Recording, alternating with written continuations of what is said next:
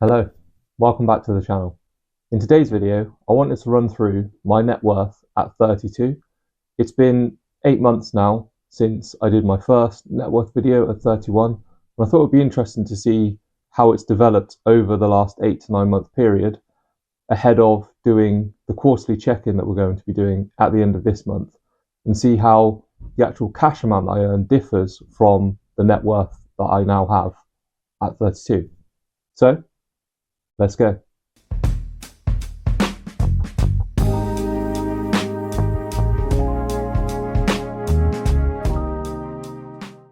So to start with, I'm just going to list out my net worth at 31.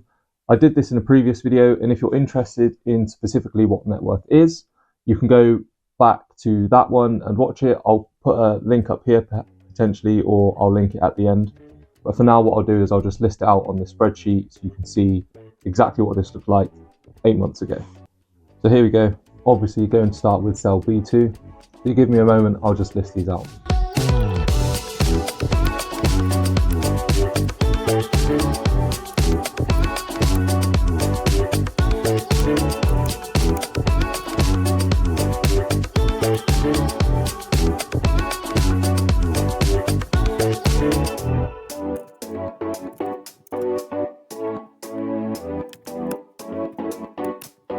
So there we go, a very rough look at what my net worth was at 31. It was around 211 to 215, I believe I said in the last video.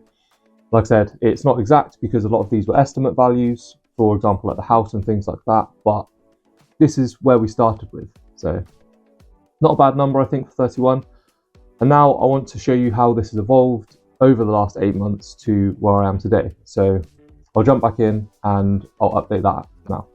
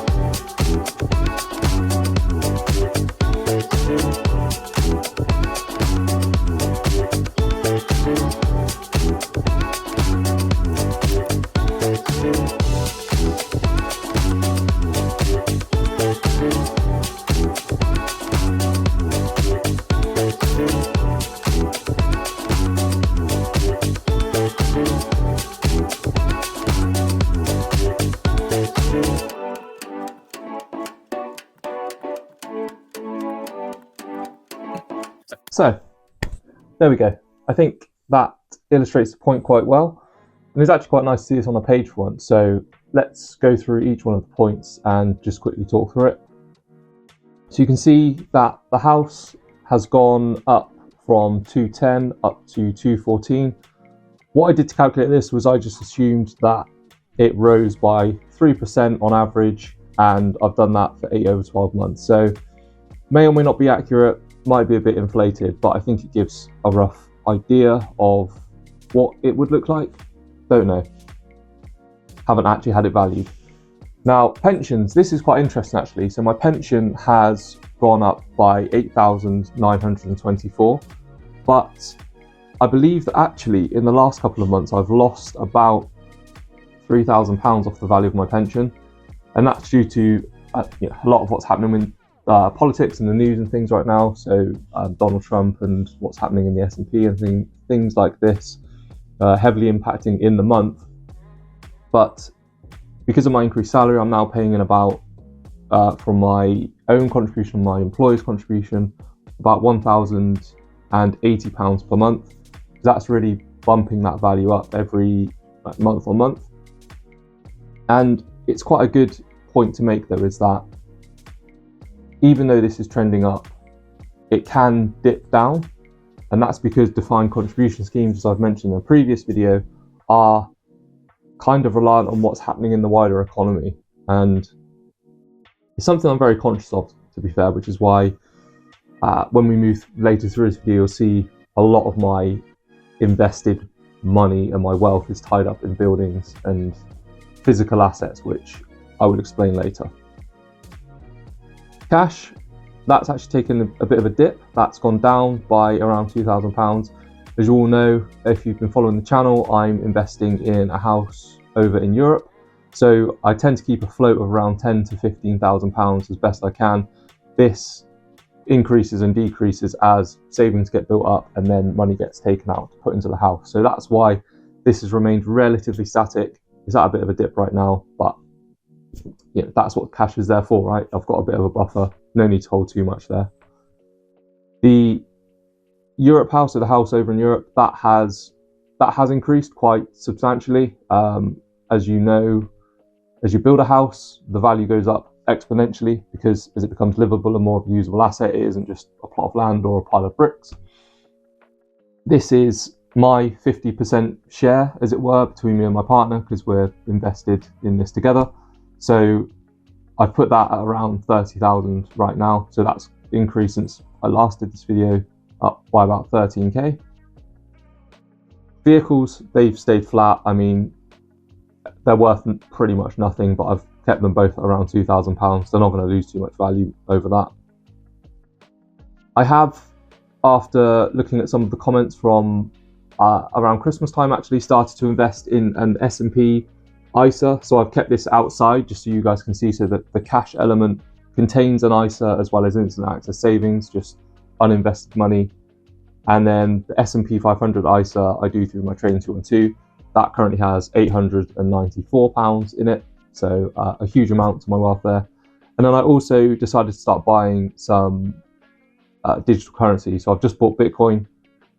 I bought Bitcoin at the highest possible point it's ever been, and I've just steadily watched it decrease over that time. So I think I've lost about 22% on that investment so far. I don't plan to sell it. I'm just going to hold it long term and see what happens.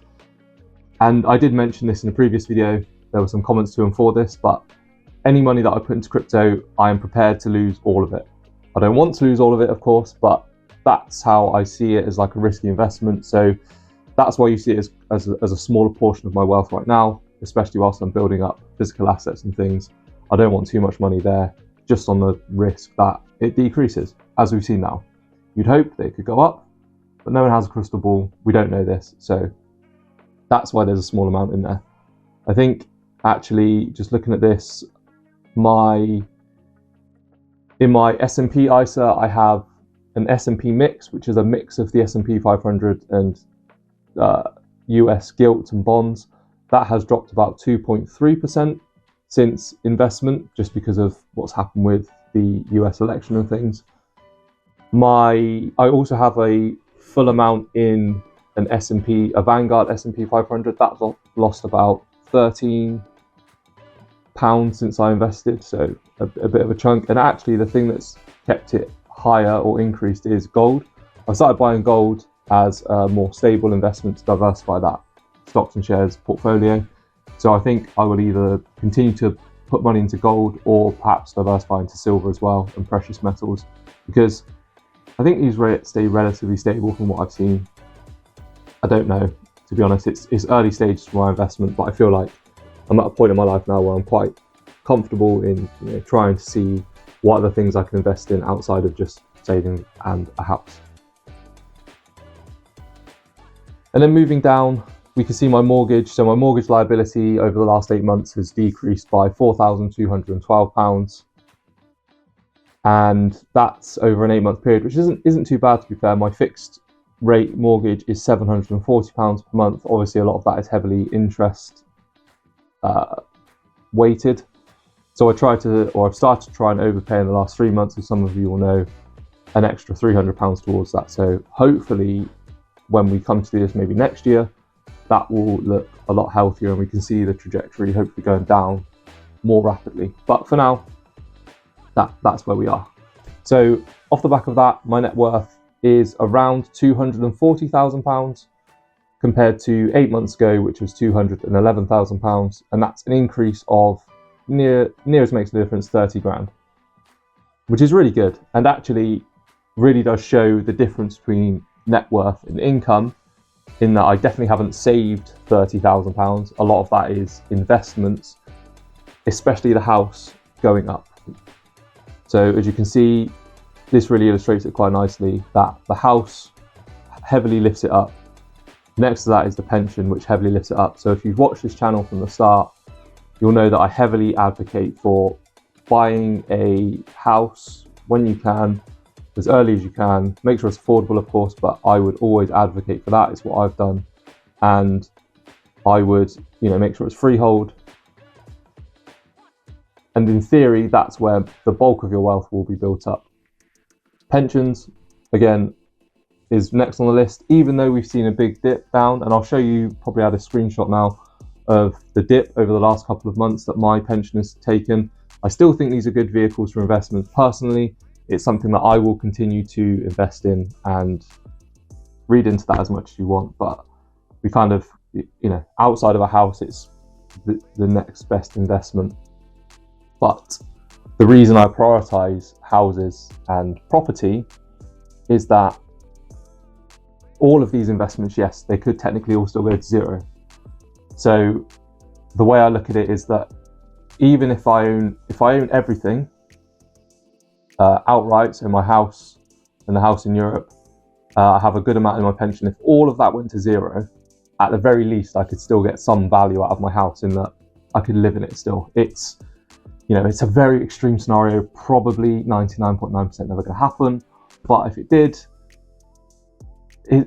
money sat elsewhere it's intangible. It doesn't actually provide anything else. It might go up or down, but it doesn't really provide anything until you convert it into something you can use, which is why houses and property for me is where I'm heavily invested and will continue to probably heavily invest.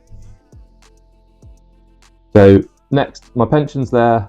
The Europe house is next highest, about 30k, and I would expect that to increase as it becomes more and more finished and the project becomes more and more complete, and we can get a final appraisal and valuation on it. I would expect that to be comparable to where my pension is now, if not slightly higher. So that's really does illustrate the power of investments over just raw savings. Cash, 13k, and then the rest is pretty flat, and then the big negative at the moment is the mortgage. So as I convert my cash into investments, but also pay down the mortgage, that big negative will decrease and stop dragging down my net worth. So hopefully it'll all be positive and I'll have no debt liability, because I don't like it. That's pretty much it for this one. A really quick video just updating my net worth and my position right now. Like I said, it doesn't encompass everything. It doesn't cover my income and the changes to my actual budget and my savings goals, which we'll be covering in the quarterly check-in in the next couple of weeks. I've also got some really exciting videos planned for the Europe house, which is coming to the middle to latter stages of the project, hopefully. So I will start releasing those when I feel like we've got a good amount of content to release on a regular basis, because otherwise there'll be big gaps in the content. But I've been editing those, and I personally find them very exciting to watch. So hopefully that will help illustrate more that 30 grand pot of money that's just sat there on a spreadsheet right now. But for now, nothing else for me to say on this one. Thank you all so much for watching, and I'll see you in the next one. Bye-bye.